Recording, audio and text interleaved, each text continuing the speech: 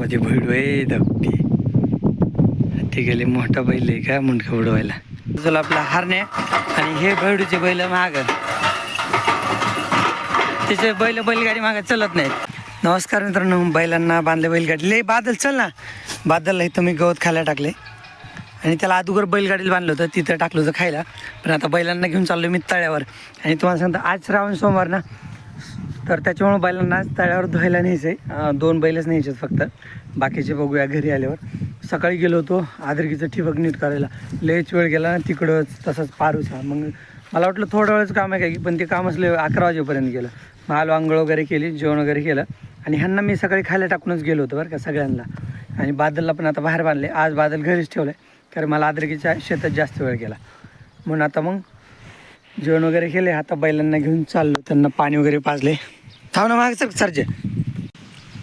आता गाडी झोपली, बादल तिथे खातोय. पप्पा घेऊन चाललेत हिऱ्याला आणि खिलेरीला तिकडे चरायला बांधायला. आपण हरण्याला घेऊन जाऊ. काय हे एक पिल्लू घेतलं बरं का आपल्यासोबत. ह्याला लय दिवसाचं उन्हाळ्यात पण पोहायला घालायचं होतं ना, पण जमलं नाही. त्याला किती घाई झाली हा चालायची.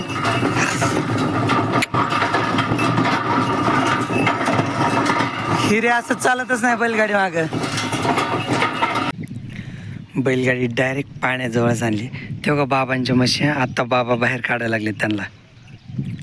त्या म्हशी आता तळ्यावर आपला तो काटवांतला बंधारा झाला ना, त्याच्यामुळे ह्या म्हशी आता काटवांतल्या शेतात येत नाही, तिकडं तळ्यावर येतात. तर ते बघा त्यांच्या गावरान गाई, त्याच्यात एक गोर आहे बरं का गावरान. तो सगळ्यात छोटा दिसतोय तो गोर आहे गावरान.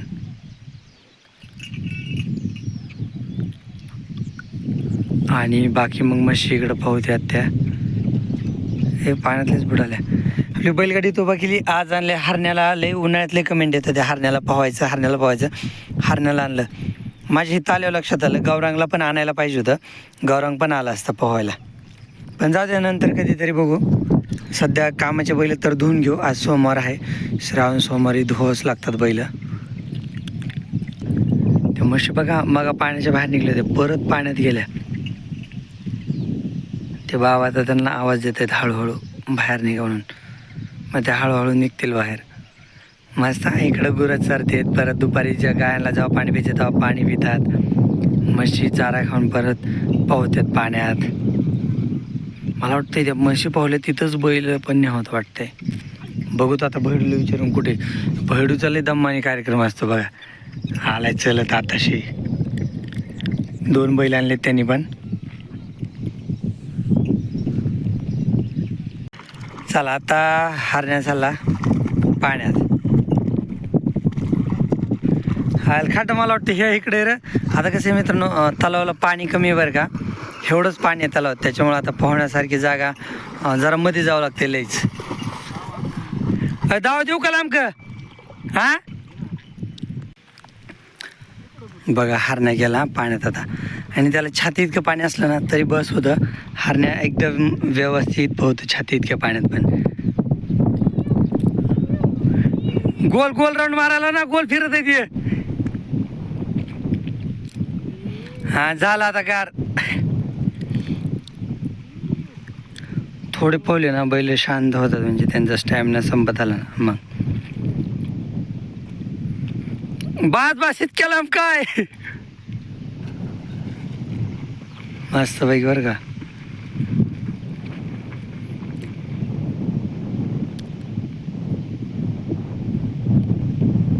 तो कधी भैडू आहे धपती ते गेले मोठा बैल आहे का मुंडकं उडवायला. चांगलं पोहत आहे, बेजार नाही करीत. हरण्या म्हणजे एकदम शांत पोहतो बेजार. आणि त्याला सवय लहानपणापासून. मी व्हिडिओ बनवत नव्हतो ना, म्हणजे तेव्हा पण त्याला मी पोहायला आणत होतो. म्हणजे एकटा असल्यावर बैलाला मी लई वेळेस मी बैलांना एकट्यानेच पोहणे घातलेले आहेत. मग त्यावेळेस हरण्या चरायसोबत असायचं ना, तर त्यावेळेस हरण्याला पण पोहू घातलेले आहे. त्याच्यामुळे हरण्या पाण्याला भीत नाही काय नाही. आला अलीकडे खारपावा.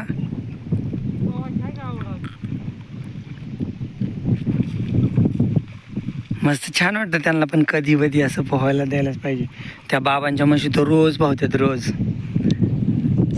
मस्त पोहतं हरणे. ते बघा म्हशी आता पाहुल्यावर का आणि तिकडे गेलेत चरायला. तलावर इथं गुरं चरत आहेत. परत पलीकडच्या साईडला पण गुरं चरत आहेत. तुम्हाला मी फोनमध्ये दाखवायचा प्रयत्न करतो. तेव्हा एक जर्सी गाय दिसती काळी आणि पांढरी, आणि 1-2 म्हशी आहेत. तर सध्याला ते 7-8 आणि हे 10 गुरं असतील. म्हणजे 20 गुरं सध्या तळ्यावर चरायला येतात. आपले गुरं आता चरायला येत नाहीत. म्हणजे आपले कधी कधी चरायला येतात, पण आपले गुरं काटवणातच जातात. तळ्याकडे पण येतात, कधी कधी येतात. म्हणजे जास्त करून तलावाकडे येत नाहीत, तिकडे काटवणातल्या शेतातच जातात. पण मी पण एकदा गुरं घेऊन आलो होतो ना, ते तिकडे विहीर आहे तेव्हा तिकडे मी गुरं चारत होतो. ते राणीच्या गळ्यातलं लोळणं पडलं होतं निष्ठून. तर त्यावेळेस मग राणी उड्या मारत होती. तर मी पण आलेलो तलावावर गुरं घेऊन. आणि आपलं शेत काय नाही, ह्या पांढऱ्या गाया चरतात ना त्या लेवलनी तलावाच्या बाउंड्रीच्या पलीकडे जे ती एक डेपी दिसते ना, हां त्या डेपीपाशी आपलं शेत आहे, ऊसाचं शेत. झालं होय हरण्या. चला आता आम्ही दोघं पटपट एक बैल घेतो. आता हरण्याला तर तुम्हाला दाखवलं पावतानी. आता आम्ही दोघं पटपट एक बैल घेतो, म्हणजे लवकर काम उरकन. तेव्हा ते मध्ये पाण्यात भैडू दिसतोय का, भैडू आणि त्याचा बैल पैंजण. बायाचा फुंग केलेला आवाज आहे ना, म्हणजे श्वासाचा, श्वास बाहेर सोडलेला आवाज इथपर्यंत येतोय. इकडं आपला सरच्या चिमण्या धुतल्या बरं का. चिमण्या पाऊ घातलाय, हारण्या पाऊ घातलाय. तो तिकडं भैडूचा बुलेट पाऊ घातलाय.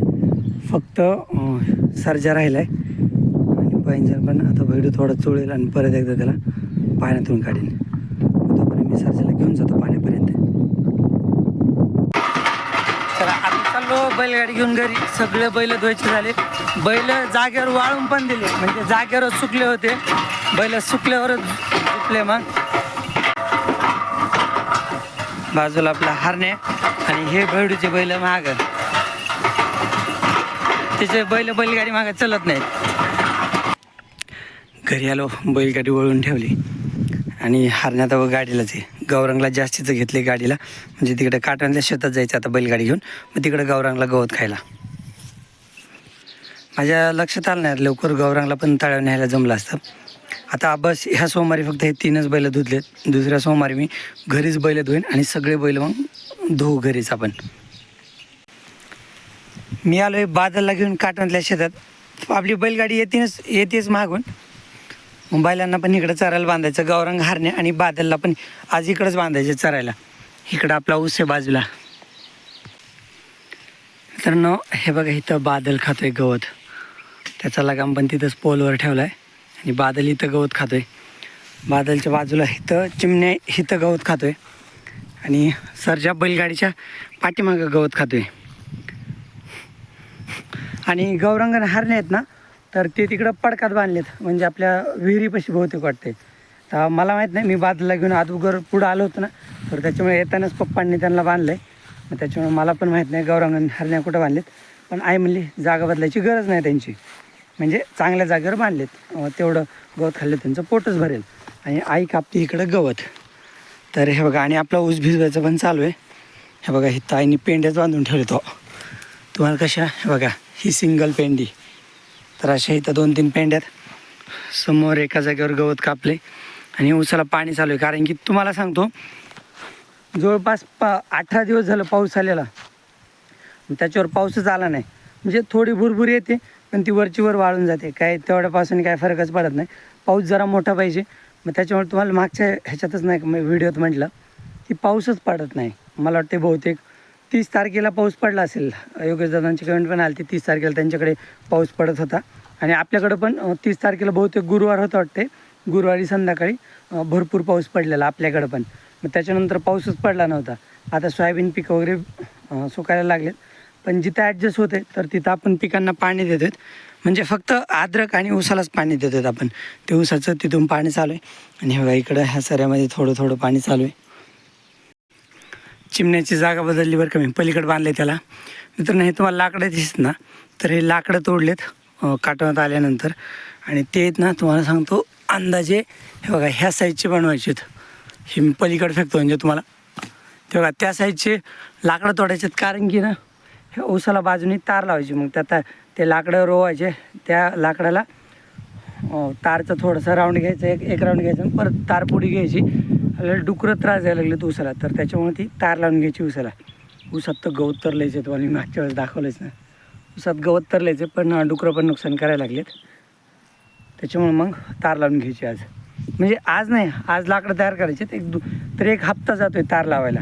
लाकडं तयार करण्यापासून उद्याच्याला मी नाही, परत मग भैया पप्पा दोघंच किंवा आई भैया पप्पा तिघंच करणार. आता काय माहीत उद्या किती काम होते, पण आज लाकडं तर काढून ठेवले तेवढे.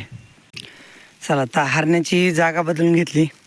अदुगर तो तिकडं बांधला होता आणि गौरांग पण त्याला जवळ होता आणि गौरांगची पण जागा बदलली. गौरांगला पलीकडं बांधले.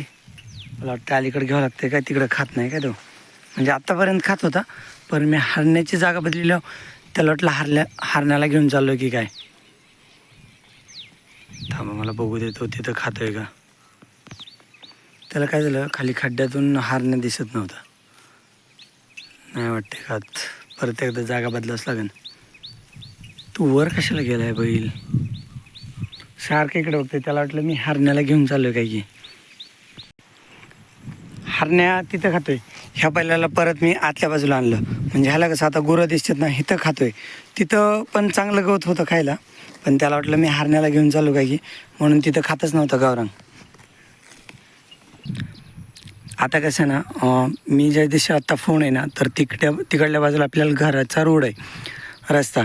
तर हरण्याला अलीकडं गौरांग दिसतोय, त्याच्यामुळं हरण्या खातो. पलीकडं ओढ घेत नाही. गौरांगला हरण्या दिसतोय आणि इकडं सर्जा आणि चिमण्या पण दिसतात, त्याच्यामुळं मग खातात गुरं एकमेकाच्या सोबतीने. एकमेकासोबत असले ना मग खातात. नाहीतर मग त्यांना वाटतं एका गुराला सोडलं की यार आता चला आता घरी जायचं वाटतं, काय त्याला कुठं नेलं. राणी तर इतकी ओरडत होती ना, हे गोरे बैलगाडीला बांधले, तिला वाटलं आता चरायला जायचं काय की. राणी सगळ्यात जास्त गडबड करते चरायला जायला. बघा असं बघितलं ना तर झाडच दिसते, झाडं आणि कांग्रेजच. पण खाली बघितलं ना तर गवत असते चरायला. हे बघा इथं आता हा कांग्रेजच आहे ना, पण ह्याच्यामध्ये गुरं बरोबर तोंड लावतात. आणि हे बघा हे गवत आहे, असं गवत आहे, तर ते खाता येते व्यवस्थित. तर इथं सगळा कांग्रेज दिसतोय, पण असं खाली हात लावलं की बघा गवत येतेच.